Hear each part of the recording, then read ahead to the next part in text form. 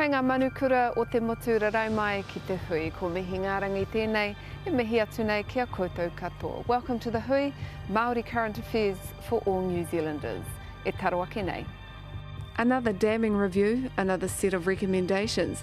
Minister for Children, Kelvin Davis, discusses the overhaul of Oranga Tamariki. The uplifts should only be used as the very last resort. It should not be the go-to solution. Wasn't that exactly what it was meant to be anyway, that it was the last resort? You won't see uplifts done in the way they have been done in the past.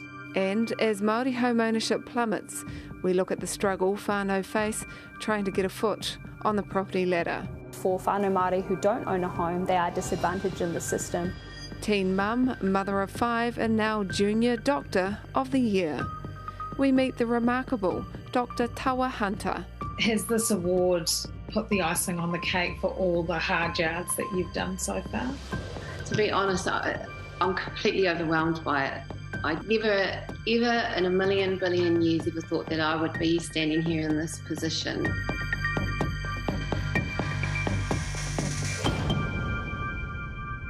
Tahuti mai, the Minister for Children has announced that Oranga Tamariki is to be completely overhauled, with uplifts as we've known them put to an end and a new independent governance board installed. It comes after another damning review of the organisation. I kōrero au ki te mineta mo Oranga Tamariki kia Kelvin Davis. I'm just going to lift a quote out of the report. Oranga Tamariki lacks strategic direction and vision. It is self-centred and constantly looks at itself for answers. So, He Pā Harakeke and other reports have called for an independent authority. Have they got that? Have you delivered that? Yes, and the advisory board that was appointed, consisting of Matt Tukaki, Dame Nada Glavish, Sir Mark Solomon and Shannon Pakura, were that independent Māori voice that have gone in.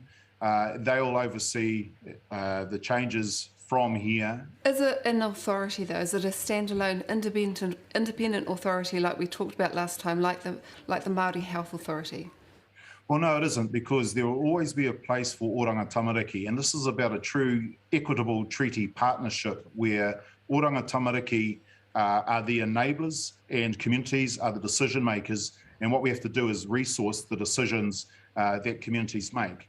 But Minister, you know, the last time we talked about how it needed to be an authority that wasn't part of government or had any strings attached to the agency of Oranga Tamariki, because as you know, and experts have told you, that Oranga Tamariki has failed our tamariki and our whānau and our communities for decades.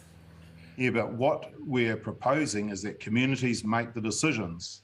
And once communities get this ability, they are not going to relinquish it. So this is a change for Oranga Tamariki. This is a change in the system where communities get to make the decisions based on what they know is right for their tai tamariki. And communities know what is best for our people, and they've been calling for this for a long time. But it does have to be an equitable partnership. Oranga Tamariki will have its role, but communities are going to have a greater role, and it's about working together for the best interests of children and whānau. Okay, let's just walk through this, how this might work. So, for example, at the moment, what percentage of work has been handed over to the community, to iwi, to whānau, to whatever, not private companies, just the community? What percentage of Oranga Tamariki's work? Well, at this stage, very little. Like what, less than 20%? Oh, you can't put percentage figures on it because each community is different and the needs of each. No, but they do. But you must know how much of Oranga Tamariki's work has been able to be devolved into the community. Is it less than 5%? I think that's a silly question, Mihi, because different communities have different needs. And what we're saying is that each community working alongside Oranga Tamariki will triage out. It is about working together, but there's going to be greater decision making and more resources put into the hands of communities. So that's what's important. You know, it's great to have community working for Oranga Tamariki and taking care of tamariki, but where's the power in that? Where's the authority, and how do you transfer the money, and how does it work? Well, we just announced the report yesterday, Mihi, and that's what I'm saying is that I agree entirely. It hasn't happened, And this is drawing a line in the sand, and it's a turning of the tide. And this is what we're going to be working towards over the next 5 years. There is a 5-year action plan associated with this report that is going to move the decision making and the resources towards communities. So this new board, which is not an independent authority, will be responsible to who? So you're telling me that Dame Nada Glavish is not independent? I think that's an insult to her and to the people on the board. There is no way that she listens to anybody, and if you're telling me that she's not independent and the others aren't independent, that's an insult to them. It's about the framework, and it's about whether the framework is independent of government and its agencies, and you know that. So we can have great individuals, but we need to change the frameworks of things. So who does this board report to? They'll be accountable to basically communities, and they are going to be cracking the whip and making sure that the changes that have emerged, the action plan that has emerged from the report that they've produced are going to be implemented. This is big change, Mihi. This is systemic change. So I'm just trying to establish the board does not report to the CEO of Oranga Tamariki or you as the minister. It reports to the community. Is that like a community board? The board is going to be holding Oranga Tamariki to account. The board will be holding me to account. This is a board with 4 Maori members so far and 2 more on the way that will be holding Oranga Tamariki to account to make sure that the action plan that emerged from yesterday's report is going to be implemented over the next 5 years. So once again, you've said that again, Oranga Tamariki is going to manage these community organisations, and that's exactly what we've had. We've had Oranga Tamariki failing to engage and work with these Maori and community organisations. No, you're totally misinterpreting it. This is about communities making the decisions alongside Oranga Tamariki. This is a partnership. This is an equitable partnership, and it is about focusing on the needs of children and their whānau. But we've got to do it together. What changes have you brought to Section 78? Well, we've said that Section 78, the uplifts, should only be used as the very last resort. It should not be the go-to solution. If a whānau has issues, after the community and the whānau and the hapu, the iwi, the NGOs, Oranga Tamariki have tried everything, if they determine together that the tamaiti is still in danger, that's when a Section 78 should be applied. So what exactly has changed in Section 78? Wasn't that exactly what it was meant to be anyway, that it was the last resort? It's the very, very last resort, and you won't see uplifts done in the way they have been done in the past. We really want to reduce to nil the numbers of uplifts. Earlier this year you said that you wanted to phase out strip searching by the end of the year. Have you moved to do that? Yeah, moving to do that. We're also moving to close the care and protection residences. So are children still being strip searched? Not to my knowledge. Also, have you banned it? Well, we don't want strip searches. Yeah, well, have you made it illegal? Well, there hasn't been a legislative change. Well, I thought that's what you were moving to the last time that we spoke. So could you give us a final time frame that you will phase that out? We just got to be really careful around this, but we don't want strip searches. We've seen in corrections that they're implementing new technology to use instead of strip searching. That's been very effective, and Oranga Tamariki will look at all the options too. Tēnā koe. Ngā mihi nui ki a koe koutou katoa. Kia ora. Ko Calvin Davis tērā. Next, we look at the struggle whānau face, trying to get a foot on the property ladder.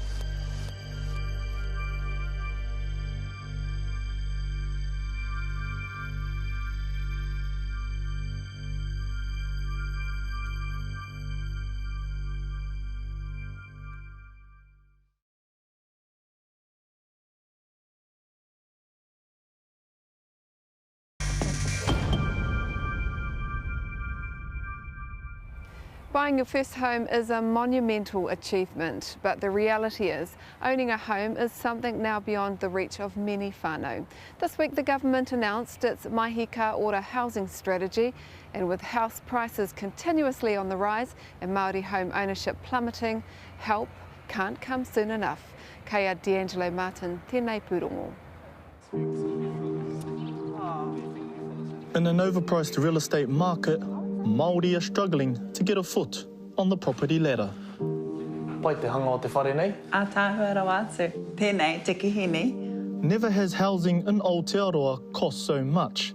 The national average is now $826,000, a whopping 25.2% increase on last year. 3 bedrooms. Even outside of Auckland, it's almost impossible for first-home buyers like Rangipare Ngaropo and Uenuku Te Rangi Hoka Jefferies to get in the door.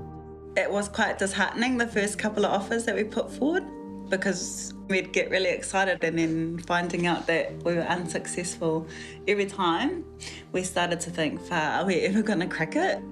They've spent months searching in the Bay of Plenty, trying and missing out multiple times. It's been a stressful time. We learned to not get too emotionally attached to some of the past houses. Rangipare and Uenuku both have full-time jobs and a deposit. But where they're house hunting in Rotorua, prices have gone up by 30% in just 12 months. They say the whole process has been a struggle. Getting pre-approval, applying for grants, all of that stuff is challenging for whānau. I would be embarrassed to ask for things, and my mum said, no, this is a different space, this isn't te ao Māori. You actually say, can I see this? I would like you to submit this. And that was a huge learning for us. I think we do need to be a bit more confident in ourselves. Pūtea and prices and figures have always been a struggle for us as a people who put manaakitanga above everything. Maori home ownership has declined dramatically since 1999, with just 26% of Maori now owning a home, compared with 41% for non-Maori. We know that the home ownership levels are at the lowest they've ever been, and at this rate look like they might be heading even lower depths, which is a particular challenge for us. Last week, the government announced its new national Maori housing strategy, Mahi Ka Ora. We know that a lot of our whānau are renters, and a lot of our whānau find themselves in social housing. So we've got to make sure that not only do we allow whānau access and support into those particular areas, but also be able to work with them to transition them out of renting and ultimately into the goal of home ownership and everything in between, including housing, homelessness challenges.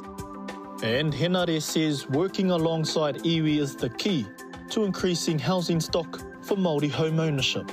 In order for us to build homes, we need to be able to support iwi with capital and capital investment in infrastructure. That means that whānau, Māori and iwi have land, but the investment isn't there to be able to help them stand up houses. So earlier this year, we announced in the budget significant money to support infrastructure and then, of course, building the house upwards. Architect Jade Kake says that the support is desperately needed. For whānau Māori who don't own a home, they are disadvantaged in the system, which, our retirement system assumes that you'll own a home freehold in retirement. If you don't, it's quite difficult to get by. There's not a lot of options. We've also got this large lounge room that you can close off, so it's suitable for marae-style sleeping. Kake designs papakainga housing. She says while the process can be complex, it's a solution that can benefit generations of whānau. I'd love to see the papakainga as the source of collective wealth, rather than to replicate that system out there, which perhaps isn't serving us too well anyway, at this point in time, to then find ways to have that security of tenure, have that base, and also that economic well-being without having to be the individual owner of an individual home. But what about those for who papakainga isn't an option? We'll get one of you boys up on the top layer of the scaffolding. Ezra Hayes owns his own roofing business in Wellington. He and his partner Darzell couldn't afford to buy in Wellington, so moved further afield to live in, but still struggled through the buying process. Being young, being Maori, we were sort of looked at like window shoppers, you know, and you're going into negotiations with someone that doesn't even think you have what you have. So you're already on the back foot. But the couple were determined not to be put off and got help from a financial advisor. I made sure that I had a notebook writing down the words that I didn't understand or in the concept of the whole paragraph or what it may be. The side of things that really is hard to understand is the whole jargon of the financial world. You know, there's a lot of words and phrases that they use, so to have someone in that world that really could translate that to us was massively beneficial. The couple now own a home and are preparing to build their next whare. We'll end up having our house in this area. There's no doubt Darzell and Ezra are the exception.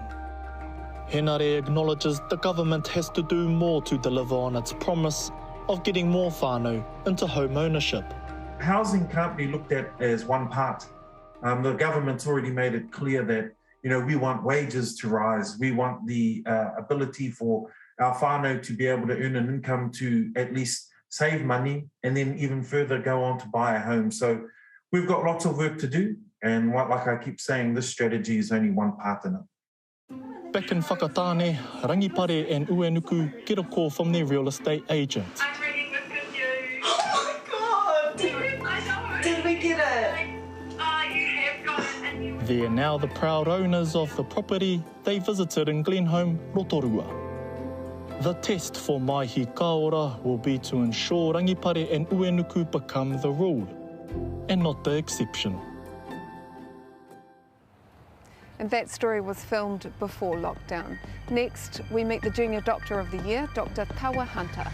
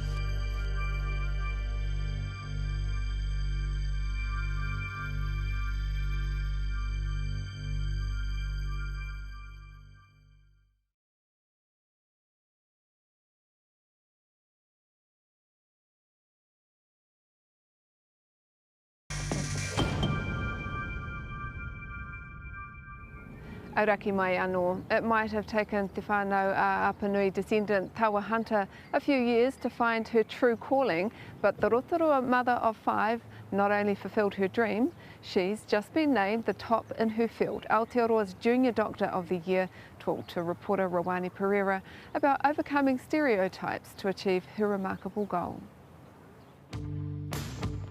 45-year-old Tawa Hunter was a single mum, a beneficiary, and has now been named Aotearoa's Junior Doctor of the Year.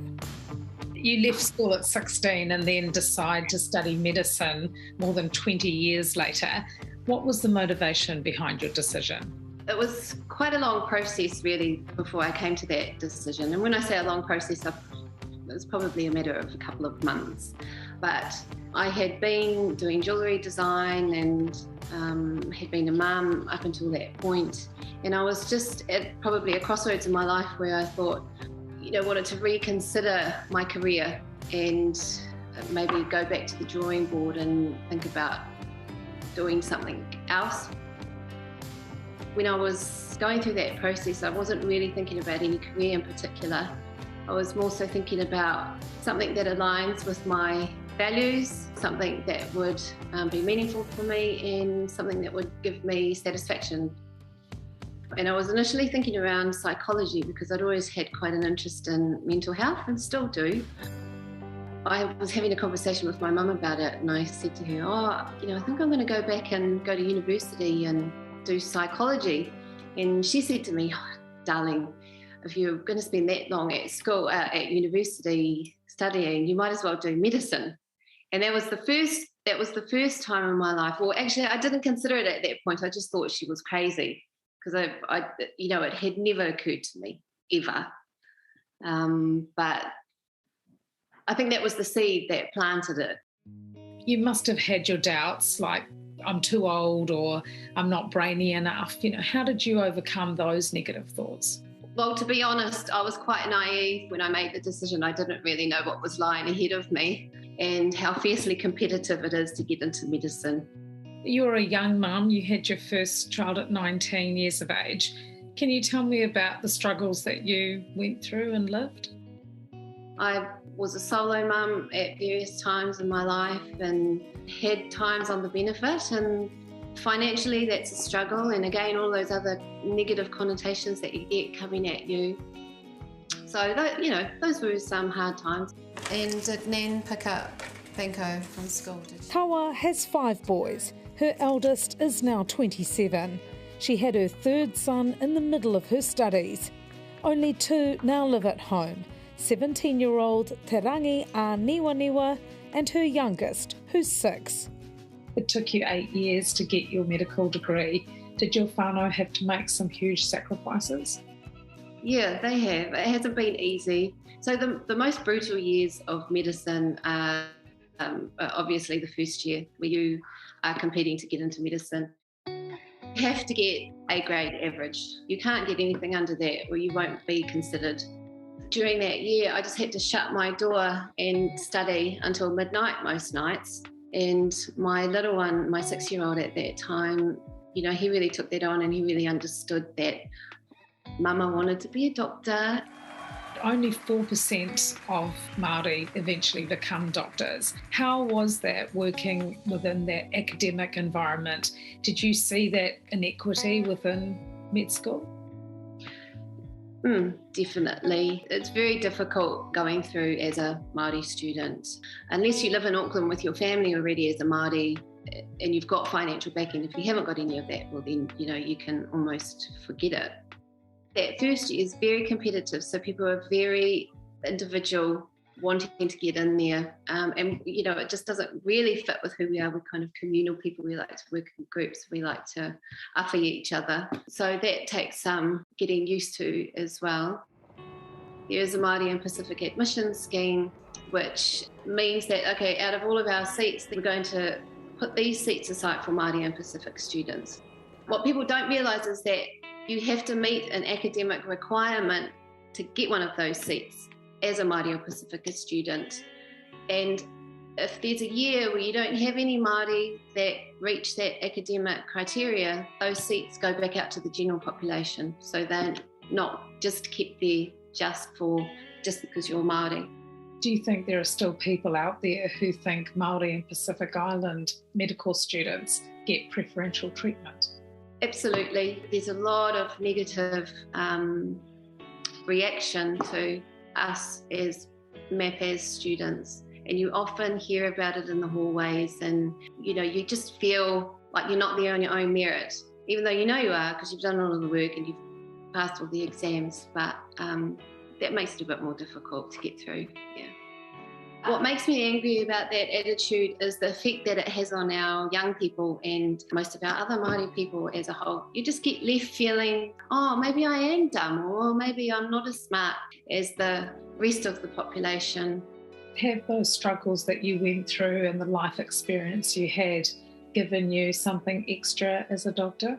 So I think for me, I have been through my own struggles financially and, being a young mum and all of those things. I think it just gives me a bit of a better understanding of what it might be like for other people and to be able to step or be in their shoes. Last week, the Medical Council of New Zealand revealed that Tawa was the top junior doctor in the country, acknowledging her work with Maori whānau in the area of organ donation. What was it like to get that haka and presentation when you were awarded Junior Doctor of the Year? That was beautiful.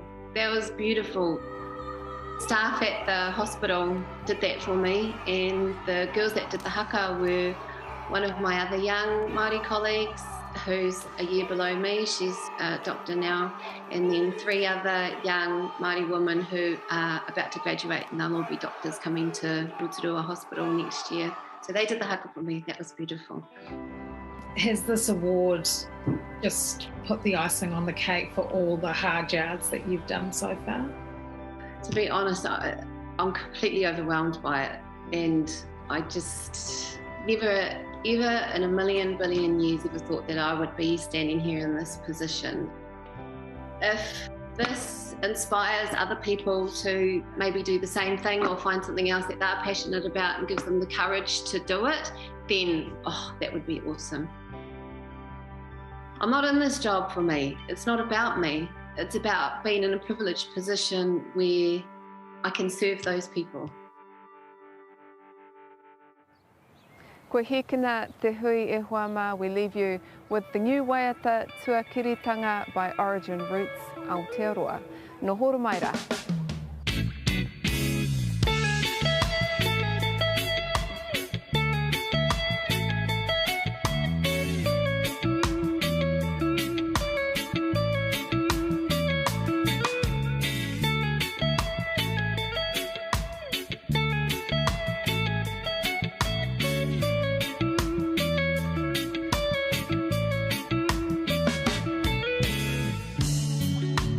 Give me here your love.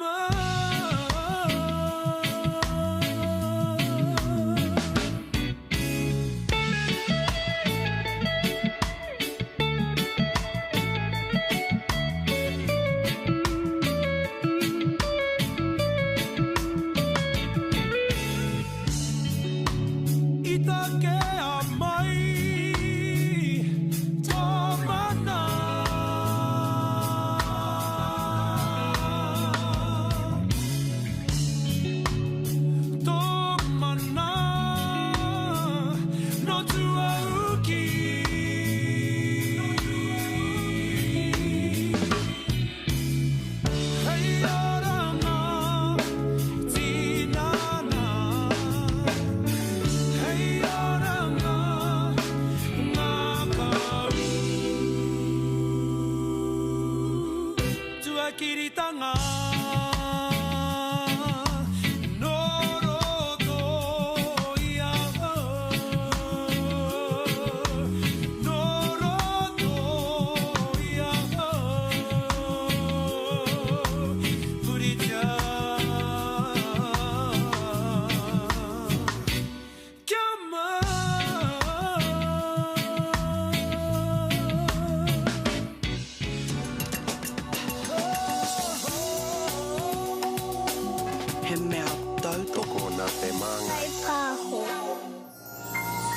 The hui is made with support from New Zealand On Air.